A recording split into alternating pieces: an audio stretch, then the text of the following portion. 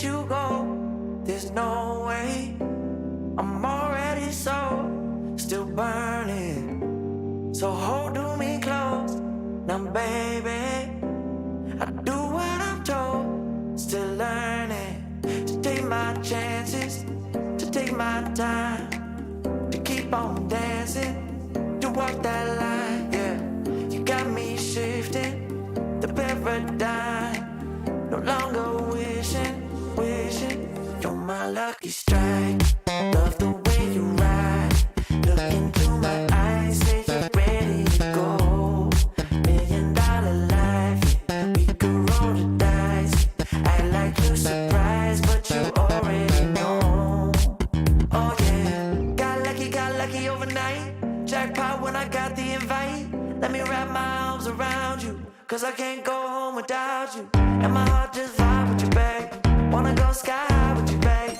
Gotta bring you close to tell you that you're my lucky strike. And I got to tell you, if you didn't know, then I got to tell you that you're my lucky strike. And I got to tell you, if you didn't know, then I got to tell you that you're my lucky strike. Cooler than cold, I'm all in. So load up the dice, so heavy. The way that you roll, I'm falling. So I never fall. I'm ready to take my chances, to take my time, to keep on dancing, to walk that line. Yeah, you got me shifting the paradigm. No longer wishing, you're my lucky strike. Love the way you ride. Look into my eyes, say you're ready to go. $1 million life, yeah. We could roll the dice. Act like you surprised, but you already know. You're my lucky strike. And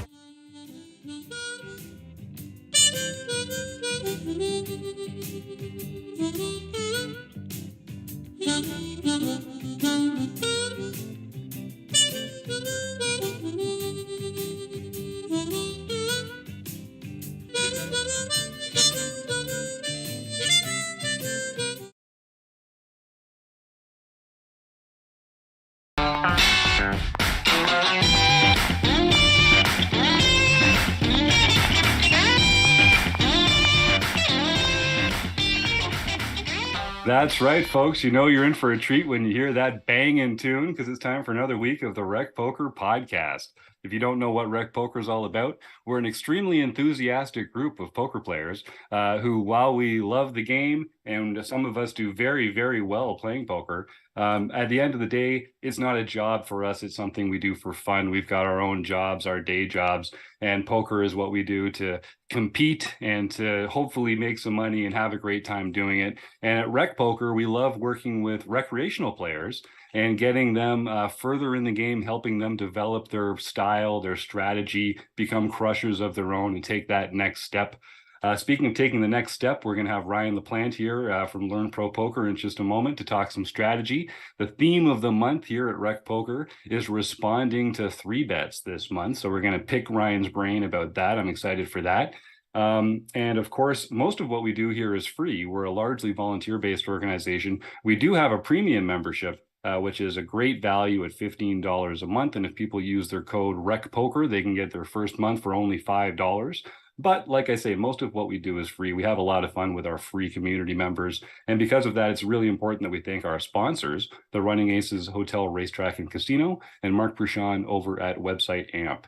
And of course, it's not just the premium members and the sponsors. The real heartbeat of what we do at RecPoker here is the Wrecking Crew. That core group, that core team of folks that put their time in every month, making videos, contributing their thoughts, responding in the forums, hosting our study groups and strategy discussions. And if you want to find out more about me, I'm Jim Reid, Bluffsterini in the home game, and RecPoker Jim on Twitter. You can go to rec.poker/crew to meet other members of the Wrecking Crew, or you can just listen up because you're going to meet a few of them right here tonight. Well, I'm Chris Jones. You can find me 5B5 on Twitter or 5x5 in the PokerStars home game. I'm Kim Kilroy. You can find me at PetVet33 on Twitter. And Fergie56 in the home game. And I'm Rob Washam, Rabman50, just about everywhere. And we're joined every Monday night. We do these recordings live on YouTube. So folks like Joe and Ben and Martha, I see a bunch of other folks already lined up there in the YouTube chat. Folks can listen along and enter your questions for our guest in the chat for free every week. And we also do a prize drawing every week for folks. So they just enter the words food bank near the end of the episode. We'll do a draw where they can win something cool. So, speaking of something cool, it's not his first time on the show. This is a longtime friend of the show, Ryan Laplante. I'm not sure if this is your third or fourth visit or something like that, but when he's not crushing it on the felt, he's helping us share our love of recreational poker players. There's not a lot of pros out there who love it as much as Ryan. So, Ryan Laplante, thank you so much for coming back on the RecPoker podcast. Thank you very much for having me on. Yeah, I think it's somewhere around there. I want to say 4. But, Four feels right. 4 feels right. That's somewhere around there.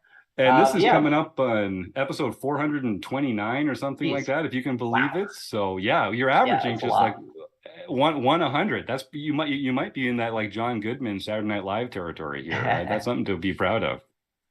Definitely am. I've always been a big fan of what you guys do. It's always great to see people passionate about the game, passionate about learning, wanting to improve, and also wanting to, grow the community. Poker doesn't really exist if there isn't, more blood being added to the player pool, so to speak. But also just seeing more people that are passionate and want to grow and learn. I mean, that's why I created, my training site, and also why we have our GTO study tool to help people become more passionate and more knowledgeable about the game. So it's always great to be here. Thank you very much for having me. Yeah, man. Well, listen, I mean, people who listen to the show regularly are no stranger to Learn Pro Poker and Range Trainer Pro. They know that every Sunday in our free home game, the winner of our free home game on Sundays gets a free month of training at Learn Pro Poker, which is a pretty phenomenal thing that you're doing. And I know a lot of our members have taken advantage of that, and they say all sorts of great stuff. You're updating. Let's talk about Learn Pro Poker for a little bit at first, because I know that's kind of like your passion project. You're adding stuff all the time. What's been going on there recently? Yeah, so a buddy of mine approached me a while back, that, hey, we should do a training slate together. And, I didn't really see much of a point in doing it. But, as I started put up some results, and as I started doing more work with sites like Run It Once, being one of their elite coaches, doing, working with pretty much most of the major sites before that, I'd realized that there was kind of a gap in the industry, and that there wasn't really approachable content for people, especially structured, easy to follow, very well, organized and put out content. And also most of the videos and content out there are very long, which isn't great if you want to really learn something. It can get very dry and very boring.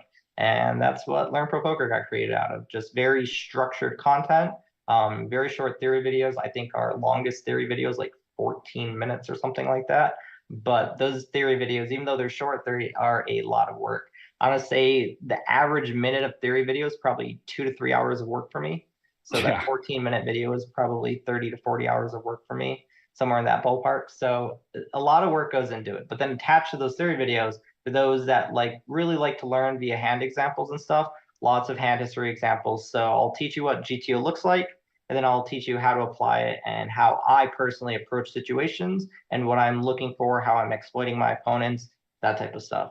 So I try to make it very approachable content, but also help give people the basis for good fundamental theory-focused foundation for their game that they can break apart from and grow their own approach and style from. One of the nice things about poker is that if you look even at the highest stakes, while you can tell that a lot of guys a lot of players have a very similar fundamental approach, the way they build 3-bet and 4-bet ranges, type of sizes and strategies that they use pre-flop and post-flop are fairly similar. There are some exceptions to that. Their overall styles can be wildly different. And to me, that's like where part of, the beauty still and the art still lies in the game, is that there are a lot of different ways to play high level poker. And while these study and GTO tools are very powerful and are, you really should be studying a lot if you really want to compete at a high level, no matter what stakes you're playing, there still is a lot of art that is in the game. And to me, that's in part why I'm still so passionate about it, is that, you know, for all the studying and stuff you can do, there still is that extra something else, especially for live poker, that can really give you a bigger edge, even in these very difficult games. Yeah, 100%.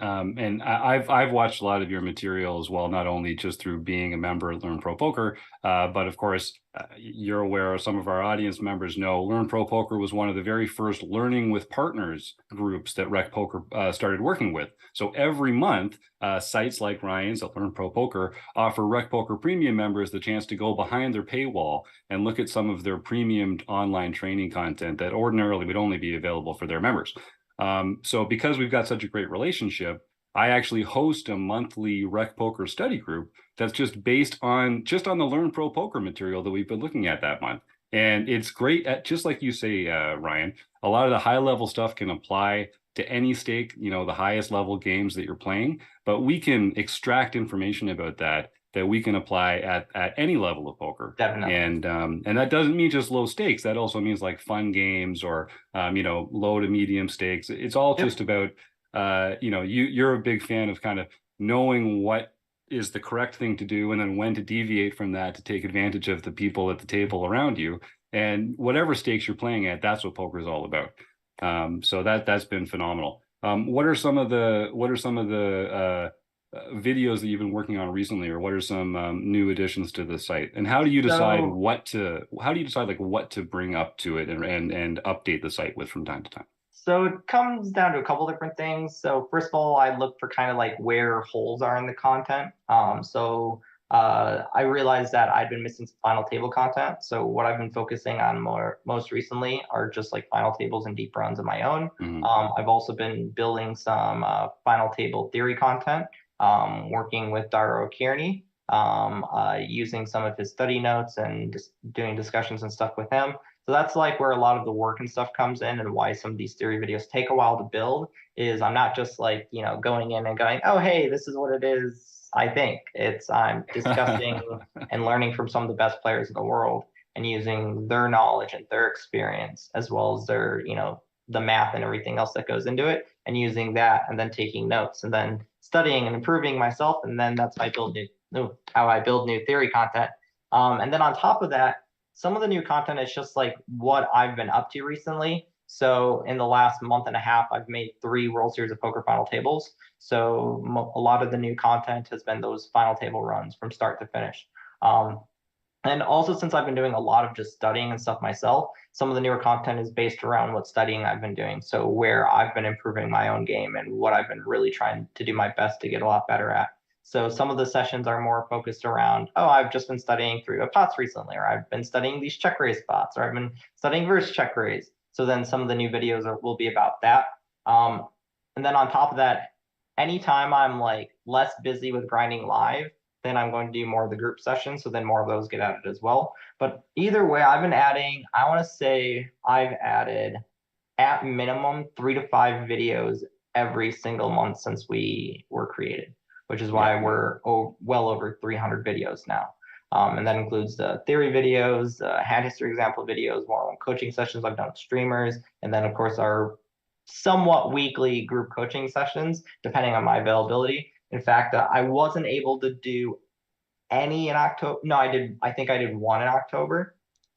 But since I was super busy in October, I'm actually doing one pretty much every single week this month. The only exception, I won't do it the week of Thanksgiving, but you know, our next group session is the 9th, then we've got one the 16th, then we got one the 30th.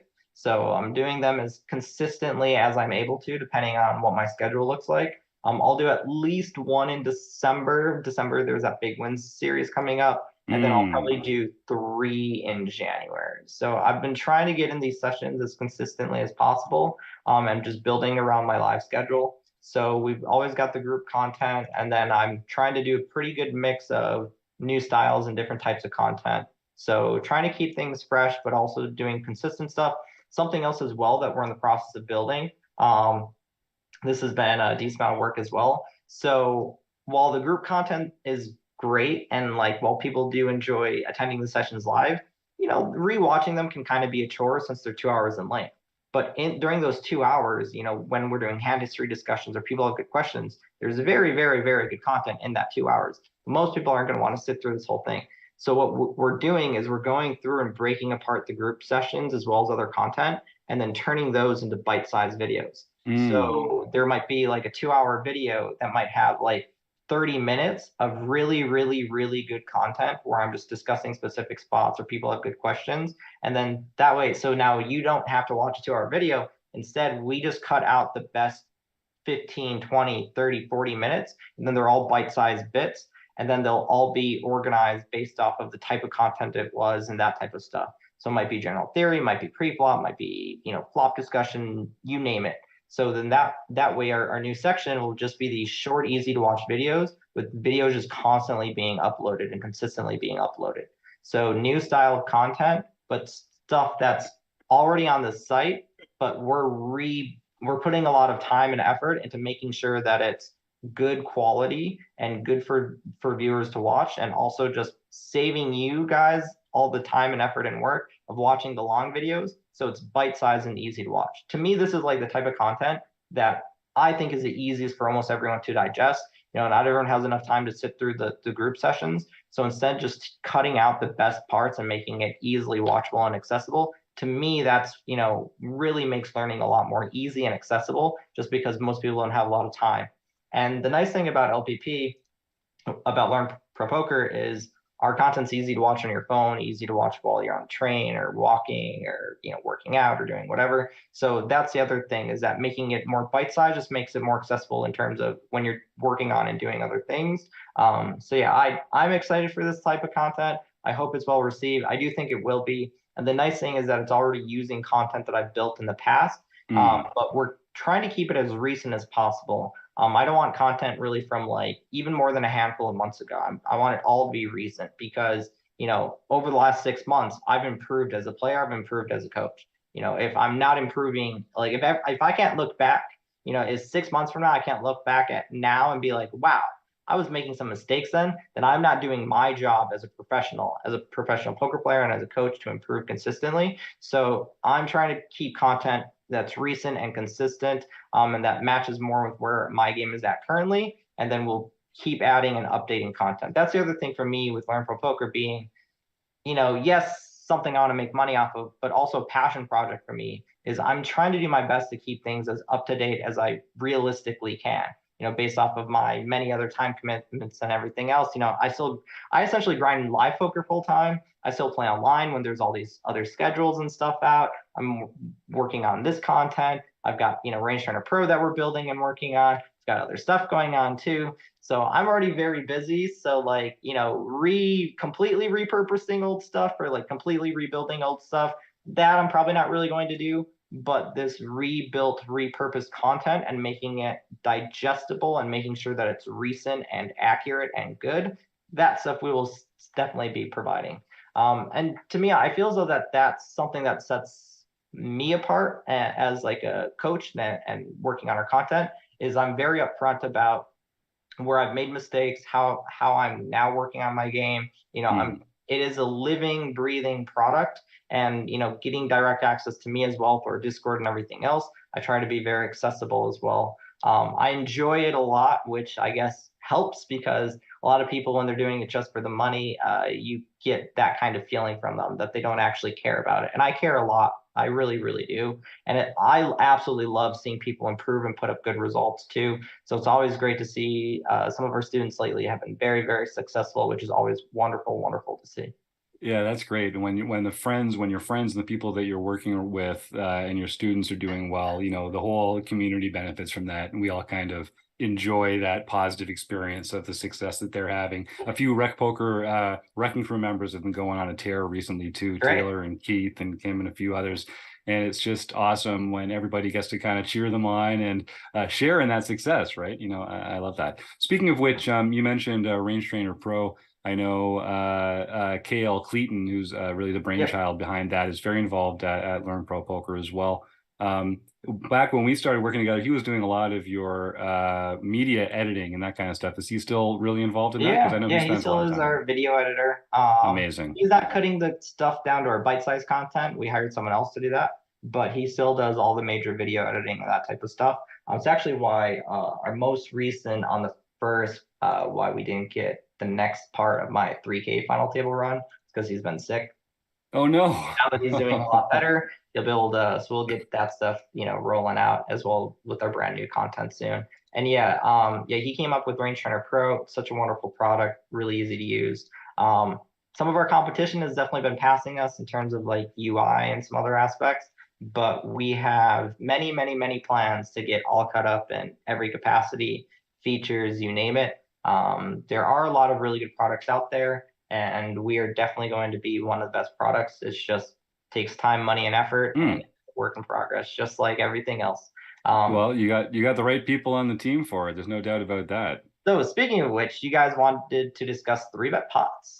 Yeah, this is one of these. So we talked about it at the top. The theme of the month at RecPoker is responding to 3-bets. The last month, the topic was 3-bets from the point of view of the aggressor. So every month, Chris Jones puts this suite of learning material together, and the whole month kind of focuses on that. So I'll just prompt sort of, and actually we've got some comments in the chat here too. We'll get to that in a second. But I'll just prompt you first right off the bat when someone mentions responding to 3-bets. Let's start real abstract. What are kind of like the first things that you think about when it's like, how do I respond to 3-bets? What should we even start by thinking about? How deep effective are we? Are we in position or out of position? Who is our opponent? Are they loose aggressive? Are they tight aggressive? Are they loose passive? Are they tight passive? Are they really, really tight? Are they very knit? What history do we have together? Where are we at in the tournament? Are we playing a gash game? Are we, those are the things that I think about. So to me, the most important things, first of all, are how deep effective are we? Where are we at in the tournament? And then who is my opponent? And then positions. So how deep effective are we just always matters by far the most, because it dictates what we can respond with, like how everything, entirely changes our hands, playability and utility. So, if we're really deep effective and a very tight player 3-bets us, well, and we have a hand like 5-6 suited, we might be able to get a little squirrely and find appeal.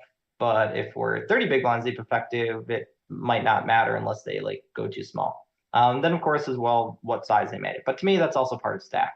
If we min raise and they go, to 8 big blinds, it's going to look wildly different than if we min raise and they go to 5 big blinds. So those types of factors are going to heavily dictate how I'm going to think about and approach the exact situation.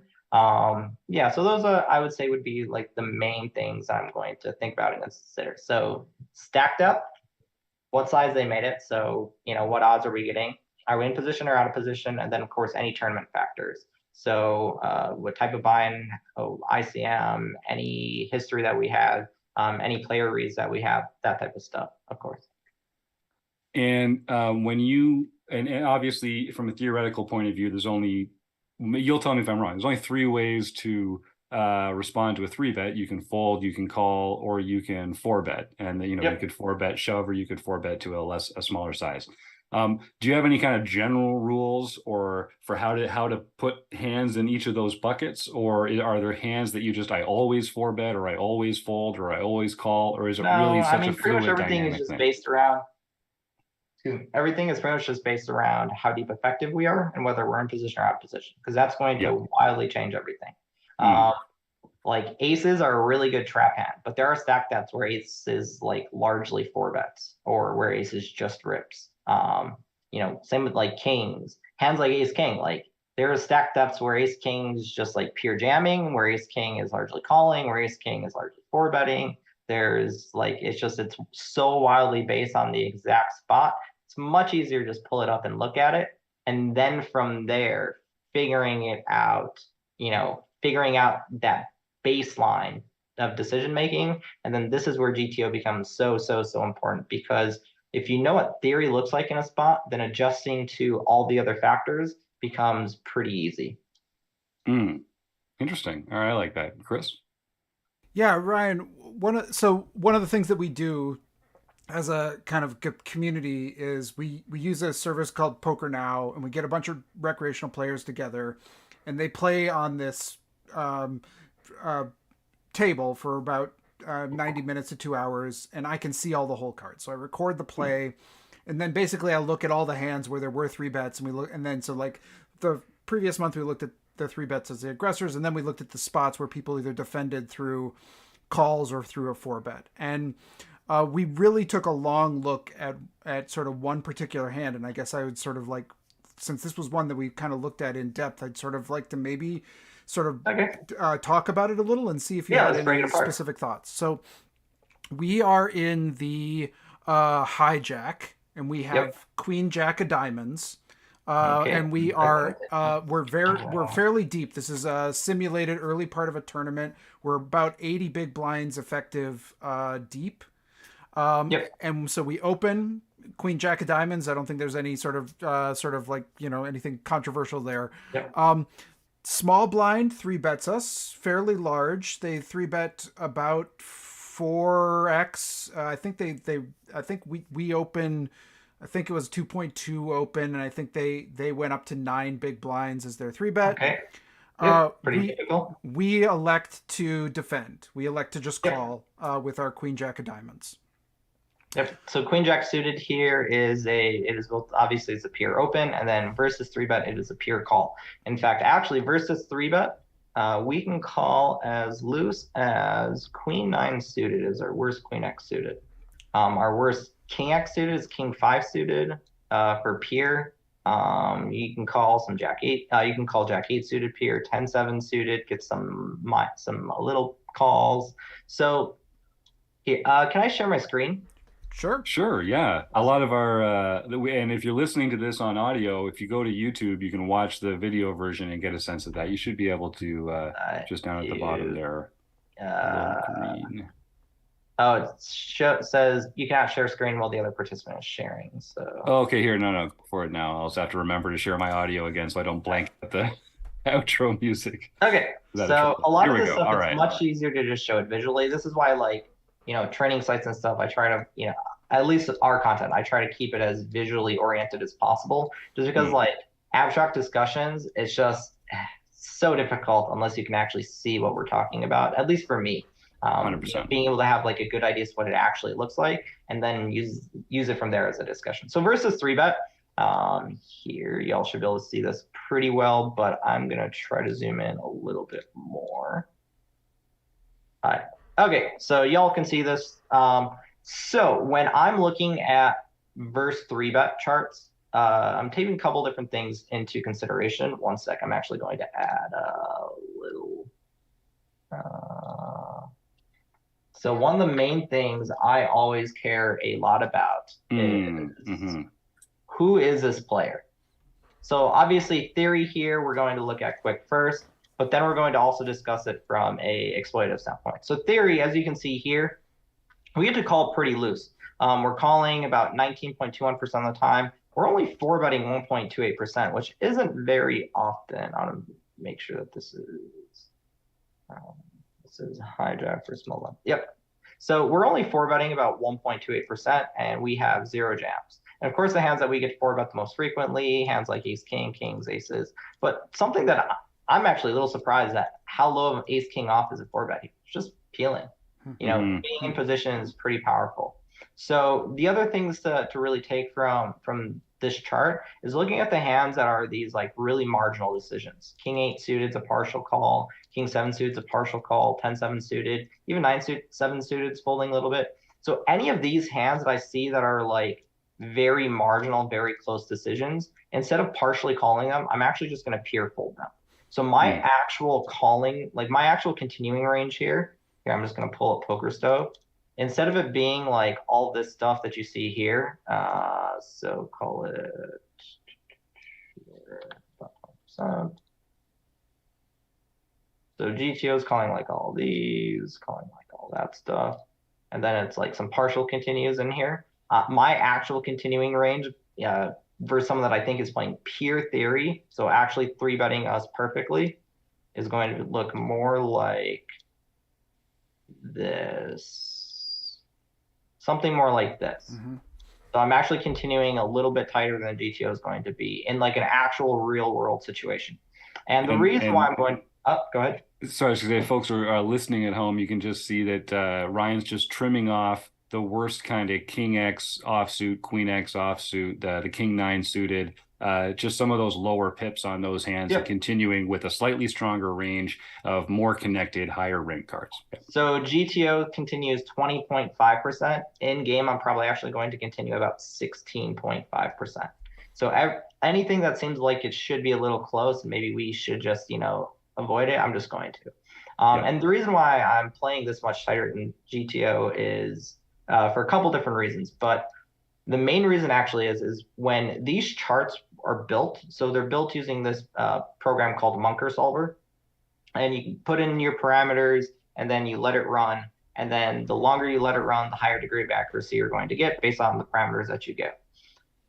And one of the biggest issues with GTO charts in general is that it doesn't assume that there's any tournament factors at all to be considered. So even though this is like early stages of a tournament, there still is ICM. There still is, the fact that when we take decisions that are very marginal, that they go from being marginally profitable to being in real world situations just not profitable at all. And then on top of that, there's also something else to consider: your own comfort level when continuing in this situation.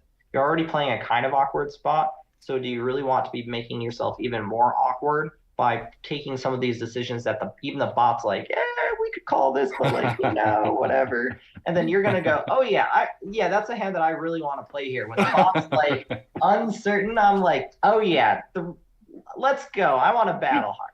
I mean, yes, you can use the approach of like, you don't need to be quite this tight. You can put it in, some of like the less marginal ones, maybe play like 17%.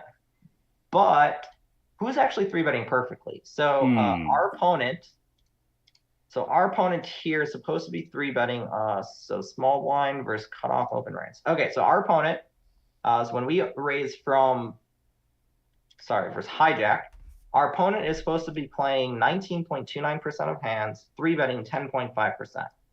And while you're like, oh, 10% 3-bet, that seems pretty reasonable. Like, yeah, they're probably going to be 3-betting us somewhere around then. Are they going to be 3-betting ace-10 suited peer, king-10 suited peer, queen-10 suited peer, 10-8 suited partially, 9-8 suited, 7-6 suited? These are pretty easy ones to hit. But what about that king-8 suited at 23% of the time? Ace-4 suited partially. Are they going to be hitting like pocket 7s and pocket 8s as 3-bets? King-jack off, are they partially hitting that as a 3-bet? Like their 3-bet range just isn't going to look like GTO is going to. And I'll just say we can actually ask the small blind because it's Rob Washam in this hand. So Rob can tell us if he's actually 3-betting this exactly. Yeah, we got a head shake from Rob there. Yeah, I totally agree with Ryan. There's a ton of hands in there that I would probably not 3-bet. Right. A ton of hands in there. So let's say you've got like a pretty good idea as to what GTO looks like, and you're trying your best to like emulate it. Maybe you get in the somewhere between the 8 to 12 range, but I doubt you're gonna hit a lot of these like exact frequencies. And let's say you are at 8%. If you're at 8% and you're supposed to be at 10%, then this in position calling range, the range that I gave before of what pure GTO was, it was hijack versus small blind. Supposed to call 19.21%. Now this GTO number is more like 17%. And then the range that I gave, that 17% is actually the new GTO number. So this is what GTO would look like. But let's say, now this is where the player type starts to matter a lot. I love this stuff. And Ryan has this up anytime he's doing his coaching or session. Just goes to reinforce how important this player typing can be. Yeah, so anytime you're playing poker, poker, well, yeah, it's a game of strategy, and yeah, it's a game of math and theory, and yeah, it's a game of like all this other stuff. It's at the end of the day, it's a game of people. So like who is your opponent? How are they approaching this game and situation? And then that's going to wildly dictate how we should approach this. So GTO in the past, most people would consider this to be a maniac type player. Oh, 3-betting king-8 suited here. Like, oh, you're so crazy. No, this is like just what GTO does. But so they're very loose aggressive. GTO's up here. And while there are a lot of pros these days that kind of fall into this type of category, most opponents tend to be down around here. It's middle-lane aggressive. Middle-lane aggressive tournament poker is a lot easier to play. It's a lot more consistent to play. It's just a much easier approach for the vast majority of people, and it is still very profitable at almost all stakes with the exception of very difficult games. So most people play between middling aggressive and loose aggressive. And while even if they are on the looser side of loose aggressive, they're still going to miss a lot of those 3-bets that we saw before. So while, yeah, I'm going to be continuing here, while I'm thinking in terms of like, what is this theory approach, I'm mostly focused on who is my opponent and what are they actually doing here?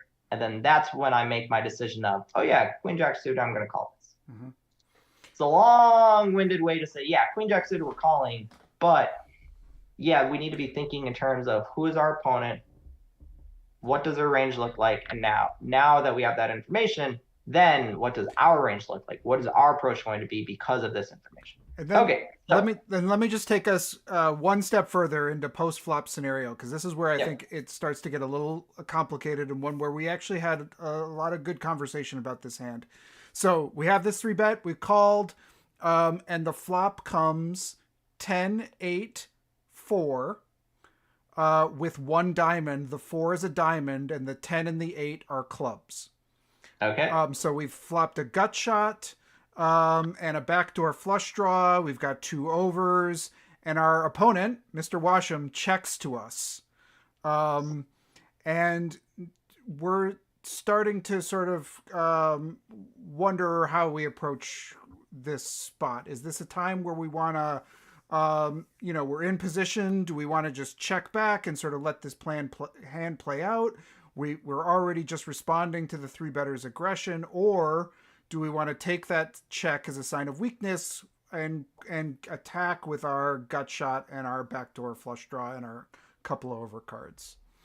Okay, so to reiterate for those listening and for those watching, so we open Queen Jack of diamonds from hijack to 2.2 big blinds. Small blind 3 bets us to 9 big blinds, and 3-better here is Mr. Rob here. So we can actually talk to him about what his range looks like on the flop, and then that'll actually help us give an exploitative way to think about and approach the situation. Because if we understand why he's checking, then we can actually figure out what our exact best decision is with this exact hand and situation, and actually have a pretty good idea as to how to play in this spot versus a lot of opponents going forward as well.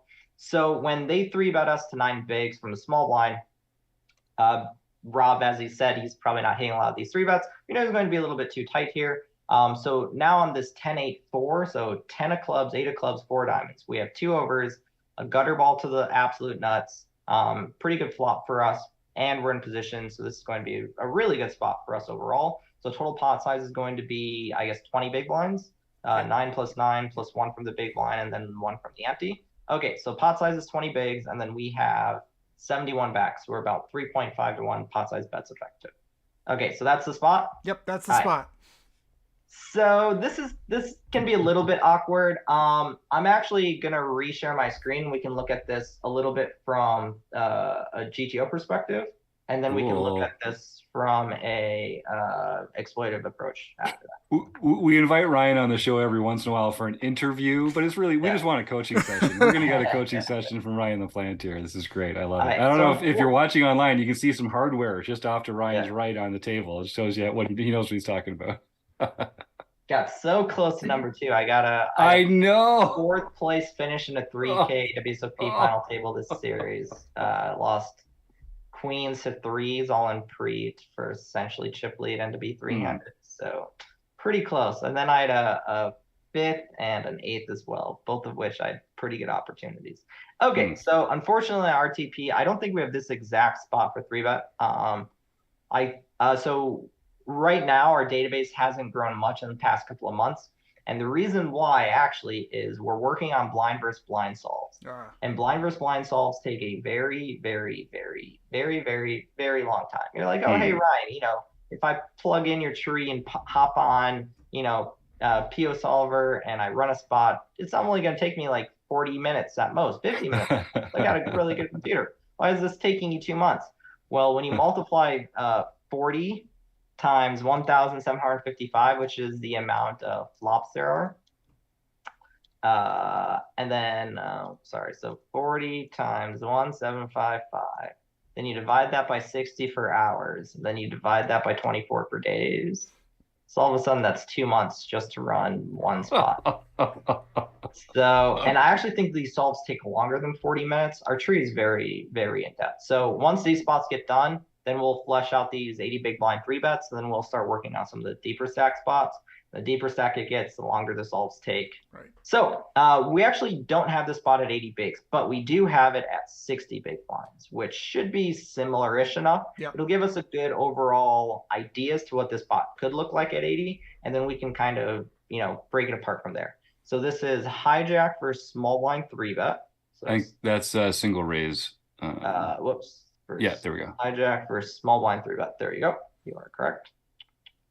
And then we're going to look at 10, 8, and like I said, all 1,755 flops.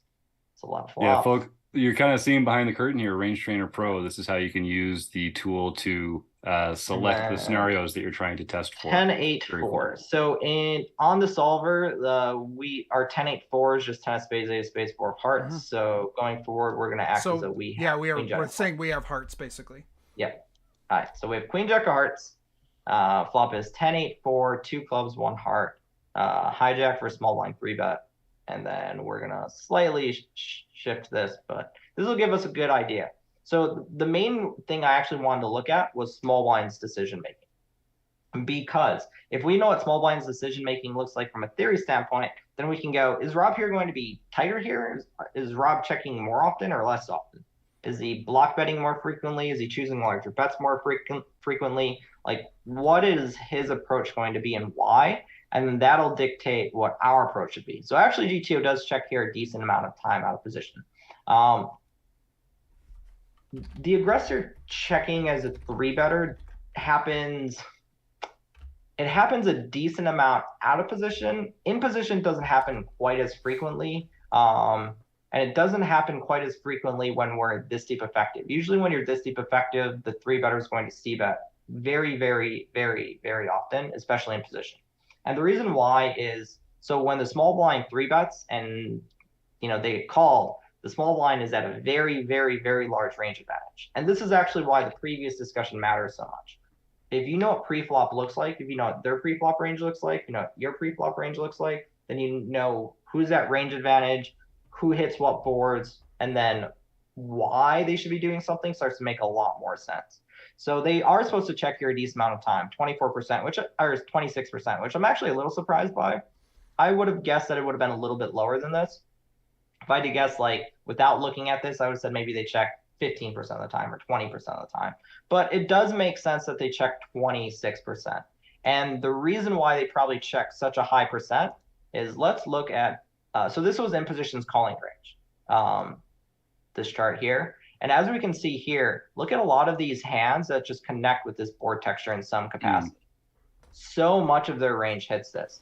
Look, they have 10s peer. So we have 10s peer, 8s peer, 4s peer. So we can have all sets, like, very happily. We still have aces. We still have kings in our range. We have queens and jacks, almost peer. So we have all the really, really good hands.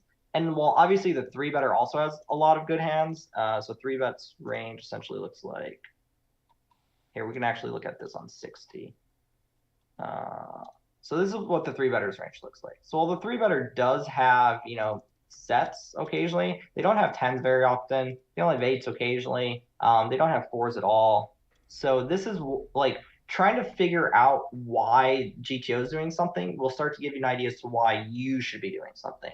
So Rob here, when he does check, he's actually kind of in line with GTO with a lot of his decision making. Maybe he might not match up exactly as to why he's checking, or I doubt he's like, used an RNG device and like dice rolled it and all of a sudden this is why he's checking. But, if we can have a good idea as to what GTO does, we can start to figure out why he's doing it. And then that gives us a good idea as to our approach. So let's say there is this check here, which happened in real life as well. What is Queen Jack supposed to do? I have no idea. If you told me it was supposed to, check back with their Queen Jack of Hearts or bet with their Queen Jack of Hearts peer, I would have believed you utterly. So the fact that it's a split decision is not surprising at all. So why might Queen Jack of Hearts bet here? So Queen Jack with his backdoor flush draw bet. Well, it blocks pocket queens, it blocks pocket jacks, it blocks, the rare Jack 10, Queen 10 combos. Like, it'll also just maybe get ace king to fold immediately. So let's actually see if we bet small what ace king does, or what some of these high card hands do. So ace king does occasionally fold.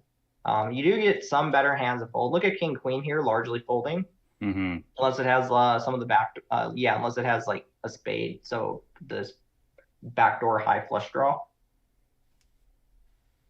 It's getting these ace highs to fold. It's also going to start applying leverage on a lot of different turn cards. But why might queen jack of hearts check back? Well, when we do bet, what percentage of the time are we getting check raised? What percent of the time are we just like getting pushed off this equity? Check raise is 35%. And when that does happen, this queen jack with backdoors, ooh, hey, it does continue. So we're not getting immediately pushed off equity, but we're now getting maybe we see less river cards, or maybe we, the turns that we do hit, maybe when we hit them, okay, we're less likely to be able to continue with a lot of other parts in our range. So while queen jack works here as a bet, it also works pretty well as a check back.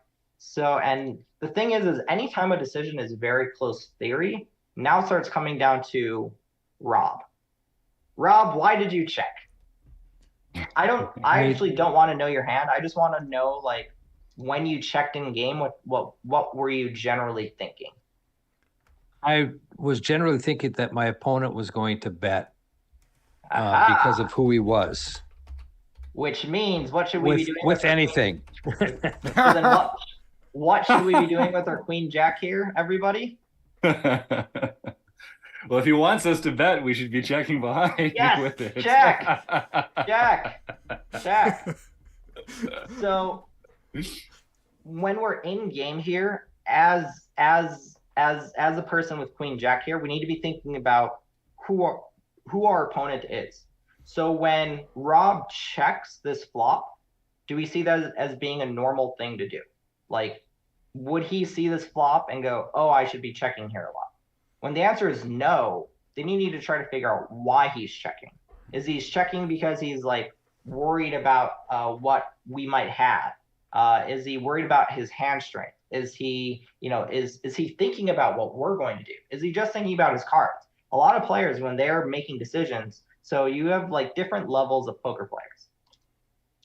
I would say most people fall under, like most fun players fall under level 0, which is they're just playing their hands. They're not thinking in any other capacity other than I have cards. That's usually like a level 0 player. Now, recreational players that maybe have like some experience or playing a little bit but haven't done any studying yet, 0.2 is I have cards. Maybe you have cards. And then 0.5 is you have cards. Okay. And then level 1 really is I have cards, you have cards. So level 1 is what I would consider a lot of recreational players that do some study. Play some on the side, but maybe not like a lot of studying, and maybe you don't take it too seriously. So you guys are definitely past this because you are, you're actually putting an active effort and you're working hard on your game and you're trying to improve. That's definitely going to be more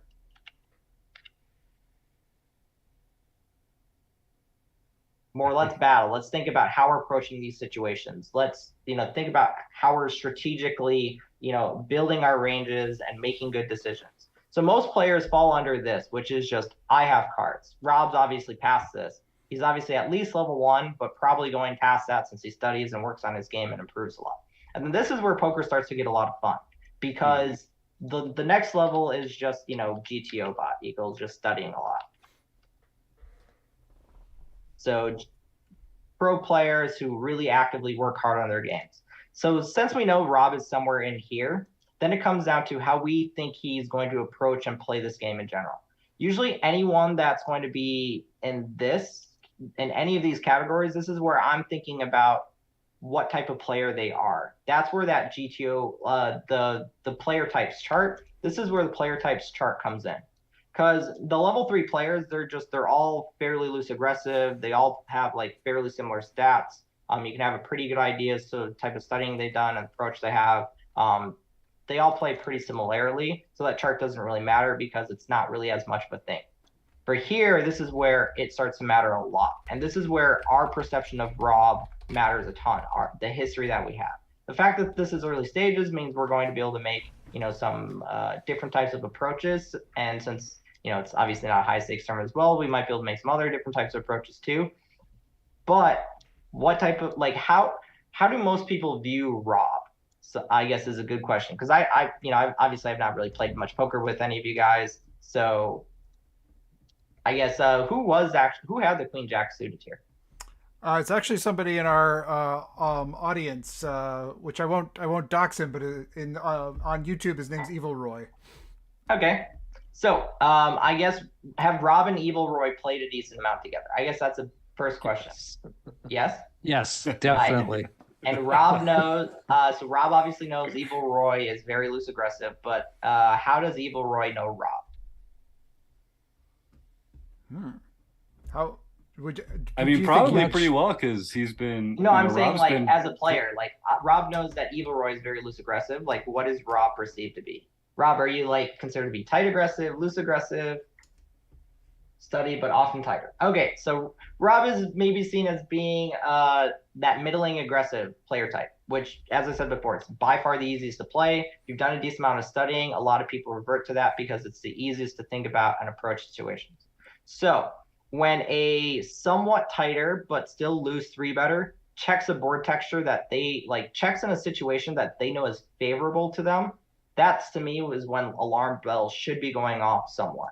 Because, so let's say we thought, maybe Rob was a very loose 3-better, and then when he gets called, he plays more, tight, worried, because this imposition player is all of a sudden calling. This is a very dynamic board texture. Then, him checking shouldn't be too concerning. But I think Roy should be aware of the fact that when Rob checks here, that there should be alarm bells going off.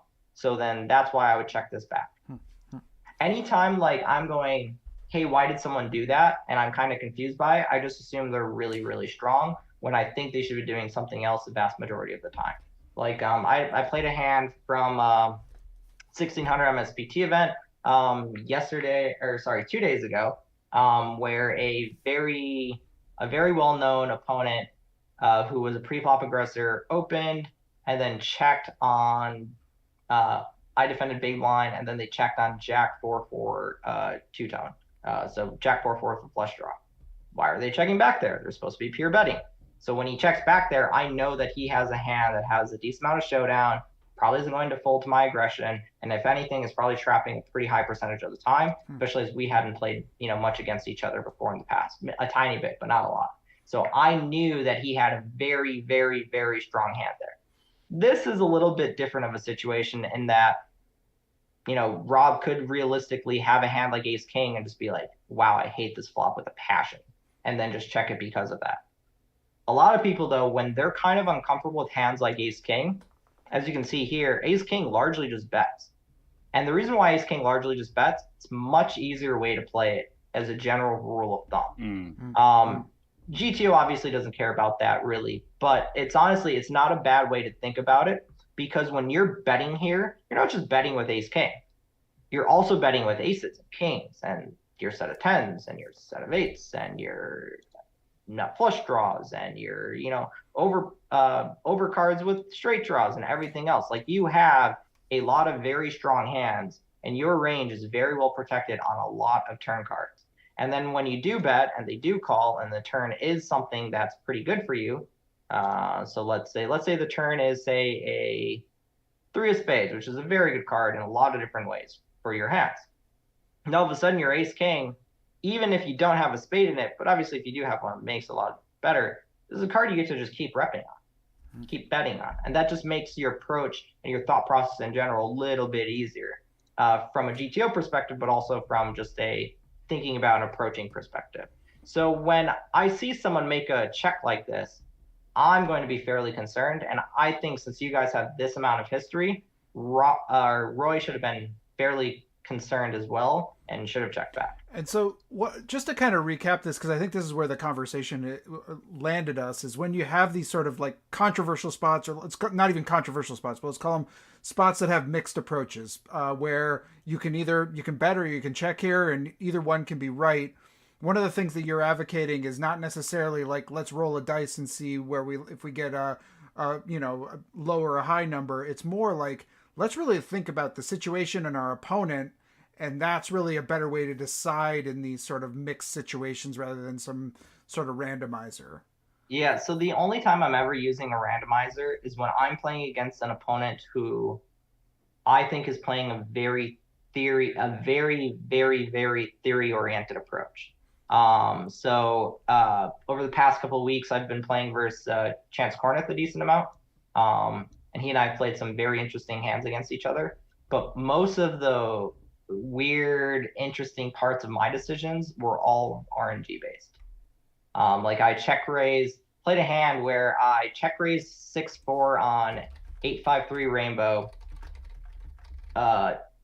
barrel the turn 8, and then triple barrel jam the river. And every single one of my decisions was me just rolling a high number and following through on what I knew was a good triple barrel spot. That's it. It had nothing to do with like our history or anything else. And the reason why, especially for a player like him in particular, where he is so good at reading people and reading situations and understanding game flow and those types of factors, okay, that's where I'm just going to go, okay, what does my hand usually do? Or what should I be doing here with this type of hand? Oh, I should just be doing this. Okay, I'm just going to do that. Oh, I should be occasionally mixing, but maybe I should be leaning towards aggression. Okay, how high of a number do I roll? Oh, I roll a really high number. Okay, sweet. We're going to be aggressive. Oh, I roll a really low number. Well, I'm normally aggressive here, but since I rolled a low number, now I'm going to check it instead. And then for me, it makes it a much easier way for me to think about and approach decisions versus him, because instead of trying to like play this complex leveling or anything else versus someone who's arguably one of the best players on the planet at it, instead I'm just playing pure theory, and then that makes my decisions much easier and also makes his decisions much harder, because he can't just go, oh, Ryan's doing this for whatever reason. Nope, this is just like, I'm just playing this hand in a very theory-oriented way. Now, versus almost every other opponent that I played versus, a couple other exceptions, it was all about who is this opponent? What is the situation? How am I trying to exploit them here? Do I think they're too tight here? Do I think they're too loose here? You know, what do I think their decision means? So the vast majority of time, I'm thinking like that. In fact, the vast majority of time, I'm not even thinking about my range at all. All I'm thinking about is, who is my opponent? What types of hands do they have here? Why do I think they have these types of hands here? And then how does my hand perform against that? So this Queen Jack of Hearts spot is, to me, very interesting in that while it is a split decision from a theory standpoint, I think from a what we know standpoint, it is purely a check, and that betting is a very large mistake.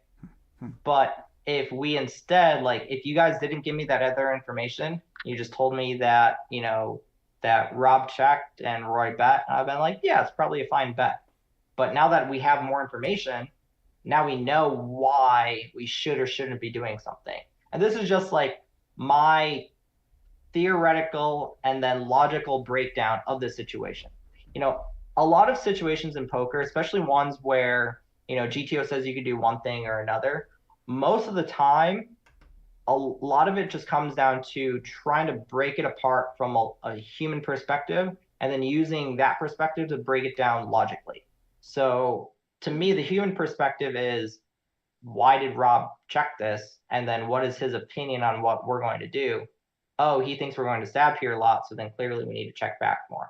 Or, oh, Rob, you know, when he 3-bets and he sees his board, I saw that he was just like hated this spot. Okay, now we get to bet here. So if we get other information, then that's going to shift and adjust our approach to spots. In fact, I have hand discussions and stuff all the time with friends of mine, especially in these live tournaments that we've been playing lately, where binds can be somewhat high, but you can get a very wide range of player types.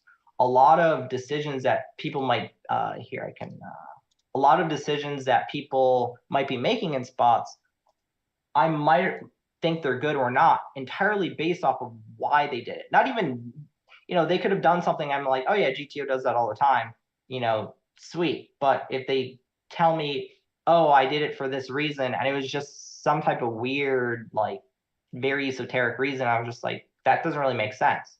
In fact, there was actually a hand that a good friend of mine played in Win 1600 somewhat recently, where he did something and I thought it was I thought it was completely fine until he told me why. And I told him particularly that logic was fucking awful and he needs to stop thinking like that. It was bad. It was bad. And it was actually a spot where the reason why, I think he 4-bet jammed jacks in a spot, or no, this is what it was, is he 4-bet a lot larger in a situation than what he thought should be. And his reason being was because he was trying to get more folds to make the hand easier to play. And I was just like, that's a terrible reason. It was jacks, obviously. Everyone loves jacks. It's always jacks. Yeah, it's always jacks. And I was just like, you're in position, or actually, no, he was, I want to say maybe he was out of position out. So it was a really good 4-bet spot, and he was supposed to 4-bet it. But 4-bet a size where when your opponent can calls and keeps his range really wide. And if you're 4-betting larger to induce jams, it's great. It's amazing. Love it. Because then we get to snap it off and we're printing a lot of money. But when we're 4-betting larger to then fold, it doesn't really, you're just giving away equity and not trusting yourself. And that's terrible. It's awful. If you're playing this game for a living and you're doing all this studying, you work really hard in your game, you should trust yourself. You should trust your reads. You should, be willing to take and push good equity and then be put into awkward and difficult spots and then take it post-flop and battle. That's why we play this game for a living, not to have easy decisions and to, make the easy decision. No, we're playing this game to make the most money we possibly can, the most EV we possibly can, make the best decisions we possibly can. Now for y'all, it comes down to to me, a lot of playing poker very, very well for yourself is about making decisions that you personally are comfortable with. So let's say, there is an open and you are supposed to 3-bet a hand like King 7 suited and you're not comfortable with it. Don't 3-bet. It's not that big of a deal. Yes, you should be willing to 3-bet there. Don't use King 7 suited, use King 10 suited, use King Jack suited, use Ace 10 suited. Oh, Ace 10 suited isn't really a 3-bet there. Who cares? Still a pretty good 3-bet bluff candidate. You don't need to all of a sudden start at GTO. Ease into certain decisions. Ease into making these types of decisions for yourself. And then as your game naturally progresses and improves, then you're going to be a lot more comfortable in some of these more difficult and awkward spots. And that'll make you play much, much, much better. And putting yourself out there will make you play a lot better too. So by doing the practice things on Play Now and Chris being able to see everything and discussing these spots, that's how you improve a lot as a player.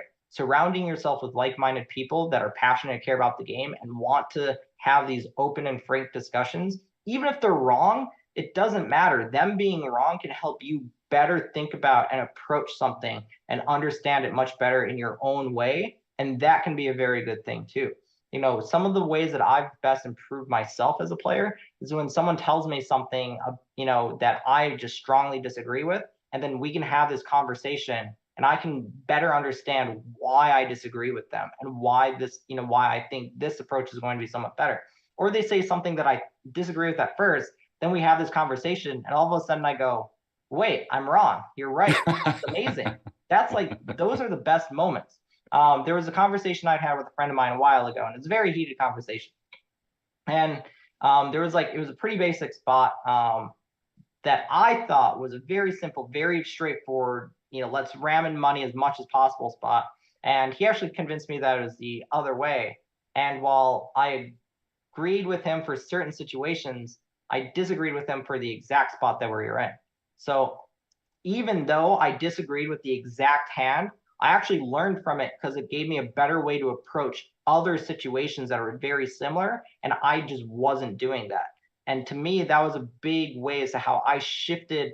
It wasn't even just that one hand. It was my entire approach to certain field types and certain player types. And that was a big thing from one conversation that we had. These small things, these small moments can really open up your game and really make you think about and play differently and improve a lot as a player too. Yeah, when I was coming up in the game, I learned on my own. Mostly I read books, I listened to podcasts and watch videos, but it was joining a group like RecPoker and sharing my ideas with other people, even having to defend your ideas, you think about them in a more active way than you would otherwise. And of course, you know, it's a much faster road to success when you can actually hear other people's ideas too. Not every freaking idea has to originate inside your own brain. You mentioned sort of this seminar that Chris runs every month, this play along seminar on Poker Now. I mean, it's one of the things that I think I'm most proud of here at RecPoker, where premium members can get together, put their game on tape, warts and all. And then actually, Darrow Kearney also joins us for that every month and provides his own feedback and breakdown into how our premium members could have played those spots better. And I mean, you don't get that kind of experience just working on your own, studying on your own, not sharing your ideas, not sharing your kind of pain and embarrassment of having played things wrong. Like, I love it when you said, you got to find out that you were wrong about something and how great that is. You know, people come into this with a mindset of, I don't want to be wrong because being right is better than being wrong. Well, how do you think you get right? How do you think you learn? It's by being wrong less, finding out that you're wrong and turning it around. So the way that I would view like study on your own, I would view that the same way as like going to the gym or going on a jog or, eating healthy, like, your own like core cardio and like body health and like that type of stuff. Like, you need that stuff to be an athlete, and it needs to be on point, and you need to put in the work and you need to really grind through it, and no one can grind through it for you. You must do it yourself. And then the whole discussions with other people, the working together, the improving, the growing together, to me that's like going to practice as a team, whether it's baseball, basketball, football, soccer, whatever, you name it. Or even doing something that's more self-focused, like art, going to art classes and learning from a teacher and learning from someone and having conversations with other artists and seeing other artists work. That stuff's really, really, really important in growing your art. Or for, going to practice, it doesn't matter who you are. You could be, you could have the most talent in the planet, but if you don't have someone that helps you hone that talent and helps you improve and grow, Michael Jordan's not Michael Jordan without each coach and each other player that he had help him grow and reach that potential of his. It's true for every athlete. They need that, sense of community and people around them to help them grow. And to me, that's true for poker. That's very, very, very, very true for poker. I actually don't know a single top player that can say, oh, I did this entirely on my own. I, never spoke strategy or theory with other people. I can't think of a single one. I can't think of a single one that would even come close to fitting that bill. Yeah, I really can't. Like, I mean, can you think of a single player that was like, oh, I did this largely on my own? I mean, even some of the guys that like I know have been like, kind of came out of nowhere, still were surrounded by some of the planet's best players. We're still very well known in their communities. Guys like Limitless, guys like, you name it, some of the best players on the planet were surrounded by some of the other great players, or, came up through some of the, their communities. I can't think of a single American player that's near the top that wasn't surrounded with some of the best minds in the game and industry, and had that sense of community to help build them and grow them. Now, I would not be the player I am today without the backers that I've had for the last 6 years, with all the friends and stuff that I've made, without poker forums and Twitter and you name it. I wouldn't be the player without them, without a doubt. So to me, while like, studying and stuff's really important, and reading books and going to coaching sites and doing these things is really important, if you're not surrounding yourself with other people to talk to and learn from and exchange ideas from, you're not going to be, one of the best, or even be very good. You can be decent, but like to truly unlock your own potential, you need to really put in the work in every capacity, not just, not just like grinding through GTO charts and looking at post-flop sims. You need to have good conversations and surround yourself with like-minded, passionate people. I love it. Well, speaking of like-minded people, I'm going to roll through some of the comments here in the YouTube chat. And you've been so generous with your time, Ryan. I know we're going to let you go shortly, but right off the top of the bat, aside from Phil making fun of me, which is sort of a usual occurrence here, Jack LaRue says, Ryan, loved your interview on the Heart of Poker with Kara Scott. And Siddhartha Sudunagunta agrees, says that was a great episode. Phil says he wasn't going to make it live tonight, but Ryan's too good to pass up. Had to come by and get some coaching from the man himself. Ben asks, do you think they'll make the 15 million guaranteed down in the December tournament that you were talking about? I think they'll play it pretty comfortably. You can play one entry per flight, which I will do so if needed. But yeah, I think they'll get there. I think there's a lot of hype around it. I think WPT is doing a really good job of promoting it, giving out all these packages and, running all these satellites that are overlaying by tons. I think they're doing a really good job advertising it. I think everyone knows about it and everyone loves the Wynn. I mean, the Wynn's one of the best ran poker rooms in the country. Well, honestly, in the world, it's one of the best ran rooms I've ever played at. Played a lot of different places. So I think they'll do an amazing job with it too. And I think everyone knows that. So I think it'll get there. And I think if I had to take an over under on a line, I would say 1900. Cool. Philip Razor here says, I really love Ryan's instant Twitter quizzes. Yeah, me too, man. So we were just saying earlier, Protential, you want to reach that. Ryan's Twitter handle is at PotentialMN. And he's very generous with his time. He responds to a lot of people's replies and comments, and he puts out a lot of great learning material and hand analysis quizzes in real time that you can kind of choose your own adventure of how to play the poker hands that he's playing, get inside his head a little bit. So I encourage people, definitely go and check that out. There's some talk about 3 and 4 betting here. Joe Coolis, great point. Yeah, stop 4 betting with Jack 4 offsuit. I mean, it's hard. How can we do that in the game today? It's impossible to avoid doing that. Possible. Another comment from Joseph Coolis here says, or a question really, says, one great aspect of RecPoker is the group designed to advocate for women. Do you feel that the LGBTQ community needs a similar advocacy in poker to recruit new players that they feel safe to play? Yeah, I mean, I think it would definitely help some. I mean, marginalized groups in general, it can be very difficult to enter into poker. Poker is very much a boys club mentality. I mean, any pursuits that tend to be very aggressive and very competitive, but also financially motivated, makes it a lot harder for marginalized groups to be a part of it. Women on average make a lot less money. They're a lot more likely to be take care of their kids and do everything else. So it's why you don't really see a lot of younger women in poker very often. Honestly, the average age of women that I see in poker tends to be a lot older because their kids are out of the house. They've had their successful careers and lives. Then they have the time and money to actually be able to compete. So that's always going to be the systemic issues that we have in our society just makes it a lot harder for these groups to compete. That being said, poker being more welcoming in general also makes things a lot easier. So actually Run It Up was a really, really, really good place for people to feel a lot more welcome and open. Jason Somerville also being openly gay, he always had a very welcoming atmosphere. And then the Run It Up events, at least the one that I got to go to the very last one, that we didn't know was going to be the last one, but you're right. COVID and everything. And I saw more gay people. I saw more just than of any I've ever been to by a very large margin. More women, more you name it, everything.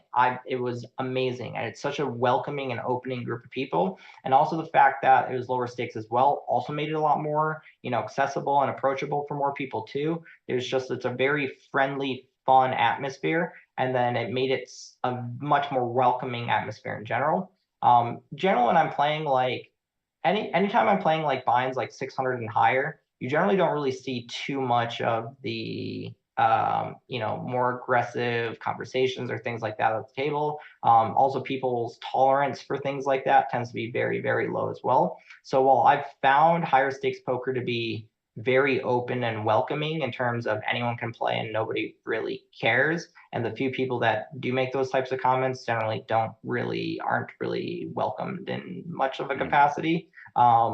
It's the high buy-ins make it not very accessible for many people. So higher stakes poker, unfortunately, is just going to look, kind of very similar to what it is. And it's going to be very difficult for marginalized groups to, break their way into it. That being said, I do think, as our society changes overall, I do think poker will continue to change and grow with it. And one of the nice things I've noticed about poker as well is it tends to be, just poker is a very, if you can sit down and play, you can kind of do it. At least tournaments are, which is part of the reason why I love them so much. So poker's always been a little bit more progressive in a lot of different ways, a lot more open in a lot of different ways. And to me, that's always been one of the things that I've really appreciated and enjoyed about it. And I expect that to continue going forward. So I think things will get a lot better, and I would like to see a little bit more inclusive things happen. But I do think we as a society of poker players are making large strides towards it. And I think things like women's event are definitely still needed, very much so required in terms of helping grow the game and industry. And I think a lot of the things like people like Nadia Magnuson, like giving away seats to things like that, I think are incredibly great to see. And I love to see more of it. There are a lot of really good female focused groups as well. Poker Power, I know, is one of the largest female groups. I know they're growing a lot, and I know they're very welcoming. So if you're someone that feels as though you need to have that more type of welcoming atmosphere, I mean, I know RecPoker as well. You guys are open, accepting to everyone too, which is always amazing to see as well. So if, Poker Power, RecPoker, to me, groups like this really help the game change and grow and are very, very, very much so needed. Yeah, I like that. I was lucky enough to be a guest on the chip race recently, and one of the things we talked about was how just the rest of the poker world needs to do a better job of ostracizing assholes. And just like you say, kind of like the high stakes is already a place where people don't kind of tolerate abuse at the table or that kind of thing. That's something that we can bring to every poker table and just have a more inclusive and friendly atmosphere there. That's certainly something that we would all benefit from. Definitely. So we got a comment, another one from Phil. He likes that the colors in Range Trainer Pro have a lot of black and yellow. Being a Steelers fan myself, I can't argue with that. Josh Campbell says to only 4-bet Jim, your odds go up of winning the hand. That's not bad advice at all. Phil and Jack say the ICM stuff doesn't come up for them because they only play early in tournaments. So it's not really an issue for them nearly as much. Siddhartha says he can recommend Ryan's LPP site. His game has come a long way since he started joining. There's a lot of good stuff in here, and I would encourage people to come. There's a lot of joking about the different levels of poker and that sort of thing. It is a lot of fun here, and I'm glad we started doing this live and getting a chance to engage with some of these people. So Ryan, before we let you go, is there anything else that people should know? If they want to join the site, they can go to learnpropoker.com. If they want to check you out on Twitter, it's at PotentialMN. Range Trainer, in Minnesota. Yep, that's right, for the local connection here. Range Trainer Pro is the great training tool that you and KL have put together. What else are you interested in? What else do you where can people reach you? Are those the big three, and what am I missing? Yep, Twitter is by far the best spot. Also, I know RecPoker here on this video, they have a link below. Click it. It's their affiliate link, takes you to both sites. Support them by supporting us, and it's a win-win all around. I know you guys should have discount codes and stuff as well. So yeah, we do. Be using those as well, so you can save some extra money and help them out, provide this amazing content. Yeah, that's about it. I should be doing some more hand histories and polls and stuff coming up. Unfortunately, November is going to be largely online grind, studying, actually having some off days. Like tomorrow, I'm just going to play video games and do a board game night with people and work. So I'm looking forward to that. Most of my next month is kind of like that. But I will be playing a 2500 later this month. And then December is a lot of win stuff. So hand history polls and stuff will be coming back. If you're looking forward to more LPP content, group session this Wednesday at noon Pacific Standard Time. And we'll do a couple more of them this month as well. And the one on at least this Wednesday, I'm gonna make it wide open to everyone. All you have to do is be on our email list, so free members and stuff, everyone can get access to it. I'll make some tweets about it, so check it out. Awesome. Well, I'm going to let you go. There's been the YouTube chat is just blowing up here. You're well loved by the RecPoker community. Let me say that, Ryan. Thank you. So I'm looking forward we'll have you back one time soon on the forums edition of the podcast, and we can really get into some strategy. Hi, thank you very much for having me on. Really do appreciate it. Thank you all for watching. Stay safe and healthy out there, and best of luck at the table. See ya. Cheers, man. Oh, that's great. I love when we get to have Ryan Laplante on the show. It really is a coaching session, not just for our members, but for our Wrecking Crew members as well, and our listeners. And I will say, so if you're listening to this, I'll put a link in the show notes that you can sign up for Learn Pro Poker or Range Trainer Pro using the RecPoker discount code. And we would love it if you do that, because it sort of tells them that we sent you. And then they help us out, we help them out. It's a really nice way to help everybody involved. We've got some other, I didn't get a chance to get into this, but thank you, Phil, for your nice comments here. This has been so great. Got some hearts in there. Martha, amazing show tonight. Ben Enslow's been active in here. He loves making mistakes so he can write forum posts. Yes, exactly, Ben. That's it, man. And I see the RRRCCC knows what's up. They're already typing the word food bank into the chat. So let's get that going now, folks. If you want to win a prize this week, we're going to do a free month at RecPoker will be the prize to give away. You can come and join our premium members all month. So start typing the words food bank into the chat now. We'll just run through the home game results, and then we'll do the draw. A couple of things here. Let me see. Yeah, run it up. A lot of people would have loved to get to that. Thank you, Eric Anderson. Yeah, if you're listening, smash that like button. Please do subscribe to the podcast, subscribe to the channel, give us a like. It helps out a lot. Stuart Carriage says, thanks, Ryan. I'll make sure to pass that along so that he gets that message. Stuart, thank you for your support in the chat there. I love how much of a nerd he is, and I mean that as a huge compliment. Yeah. Like anyone who can play video games and board games on their day off, I just love it. I just love it. Yeah, he's truly well suited to what he's doing in this world, isn't he? I mean, it's just such a natural thing for him. He's steeped in games. He's just that's his whole life is games. I love too, like, you know, we've asked and we have great guests, and we ask them, give us some of your thoughts about 3-betting, and they're like, well, you should do it sometimes and do it sometimes. And he's like, let's get into this, let's dig in. We're getting in. So like even in the middle of a podcast interview, he's just ready to dive deep. Yep. No, it's amazing. And so if folks if you're not listening to this live, or if you're watching on the website, if you go to rec.poker/resources, you can find a bunch of discount codes and links for Ryan stuff and KL Cleeton's and a bunch of other amazing training sites. Our Learning with Partners program has grown a lot over the years. So it's not just Learn Pro Poker. Obviously, they're a flagship part of what we're doing here. But there's a lot of other people out there that would love to work with our recreational premium members, and it's not just premium members. It's anyone who loves poker. Go to rec.poker/resources and find some ways to improve there. So yeah, let's do the home game results first. So every Thursday at 10 p.m. Eastern, the fun folks over at Fun Country Poker are hosting a 9-player sit and go, which is available only to RecPoker premium members. Every week there's a 9-player tournament. It's free to enter, and the winner gets $25. So I know you RecPoker premium members, it only costs $15 a month. And there's one of these $25 free tournaments every week. So I shouldn't have to do the math for you. There's an avenue to profit right there if you have what it takes. And you only have to beat 8 other RecPoker premium members. So I'd encourage you to go and give that a try. 2 weeks ago, our winner was Jim Gibson. We got a chance to shout them out last week. And this week's winner was Greg Clem, our own in-house panel interviewer. Greg's a great premium member. He's been active in the seminars, and I think he's going to enjoy these Thursday night online play-in hangs brought to you by Fun Country, because he's just printing over there so far.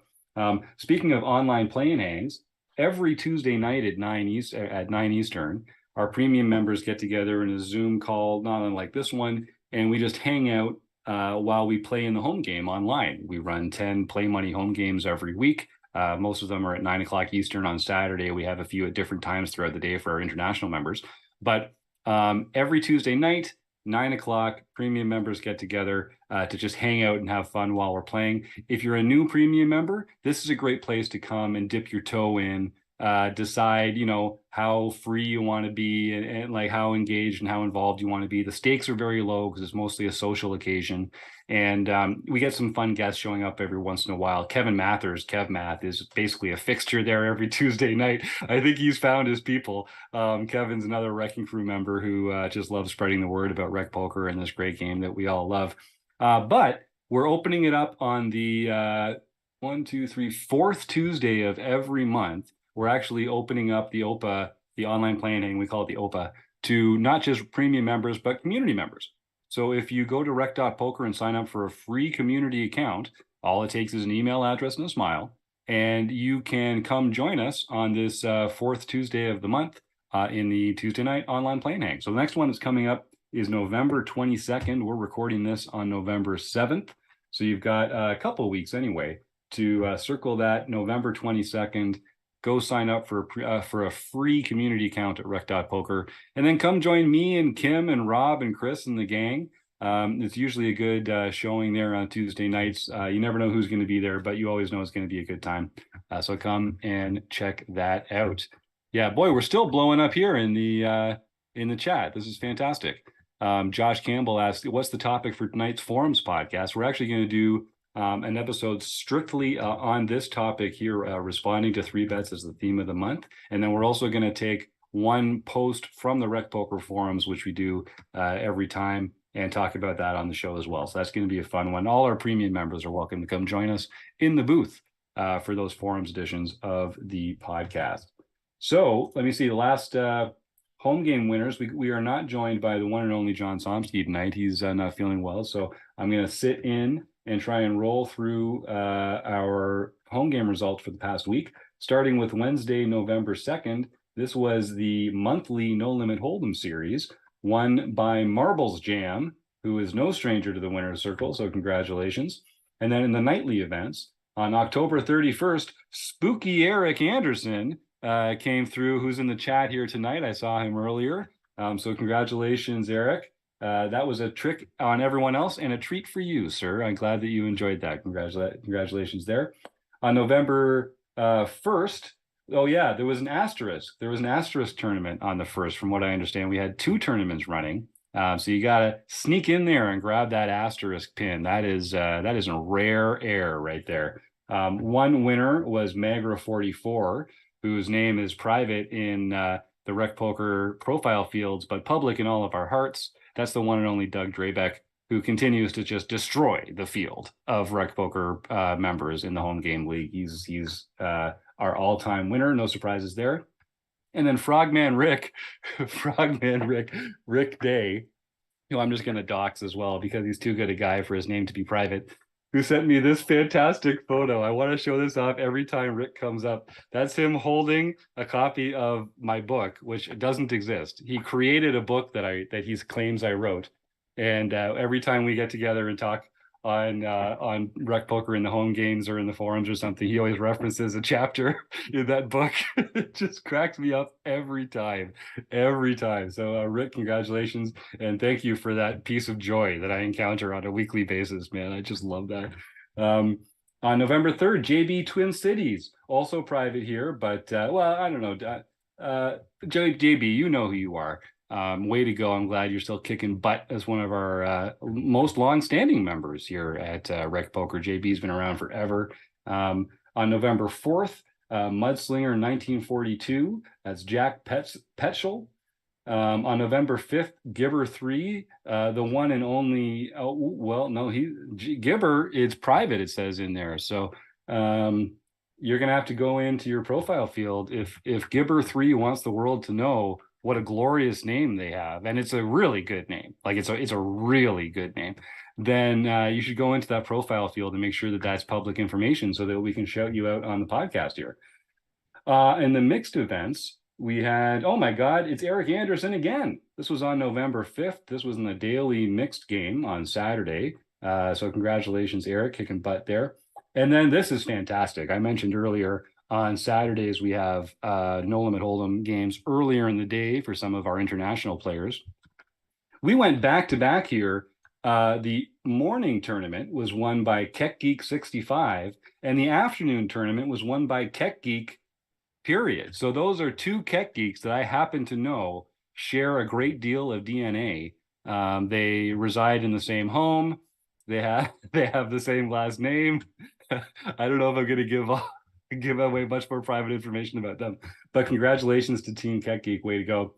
And then on Sunday, this is just the week of return winners. Mudslinger 1942 Jack Petchel again coming up to kick some butt. So Jack, because you won the Sunday night tournament, you have earned a free month at Learn Pro Poker with Ryan Laplante. Lord knows you're going to want to take us up on that. Go get that free month. Send me an email, jim@rec.poker, and we will take care of you and send you that free month. Okay, let's do we are going long. Holy cow. Let's do the roll, and then we'll let these kind folks go home, and we'll go start our recording of the Forums edition. So the RCCC was the first one, and then Joe, Josh, Stu, Phil, and Eric. So I see 6 people have entered that one. So we're going to roll a boring old 6-sided die, starting with the RCCC. Yeah, we're getting calls to the producer. Play the gong. Get this show over with. It is a 6. So the winner, it was the last one, Eric Anderson. Congratulations, Eric. So Eric, you're already a premium member at rec.poker. So instead of giving you a free month of premium membership, we're going to take that same $15 and we're going to apply it as a coaching credit towards any of the coaching material offered by our Rec and Crew members in the shop. So whether it's one-on-one coaching, group coaching, database review, getting Tim to run sims for you, anything like that, send me an email, jim@rec.poker, and I'll make sure you've got what you need for that. And yeah, Joe Kula said he put out this call a couple of weeks ago that if people donate to a food bank, he will match your donation up to $100. So no one has emailed me yet to say that they've made that donation to a food bank in their area, but I'd love people to do that. And if you do, Joe will donate a matching amount up to $100. Thank you so much, Joe. You're a fantastic guy. I really appreciate that. That's great. Hey, I just want to know who that younger producer is that we have on the show today.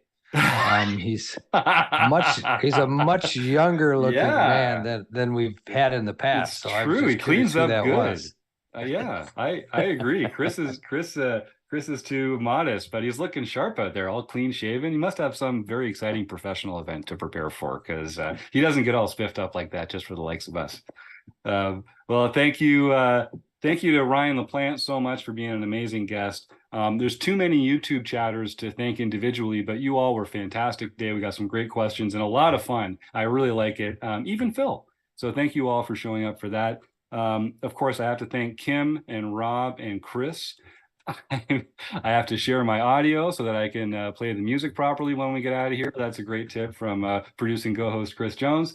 And I got to thank Mark Prashant at Website Amp and the Running Aces Hotel, Racejack and Casino, but mostly you, the listeners. We couldn't do it without you, so thank you so much, and we'll see you next week.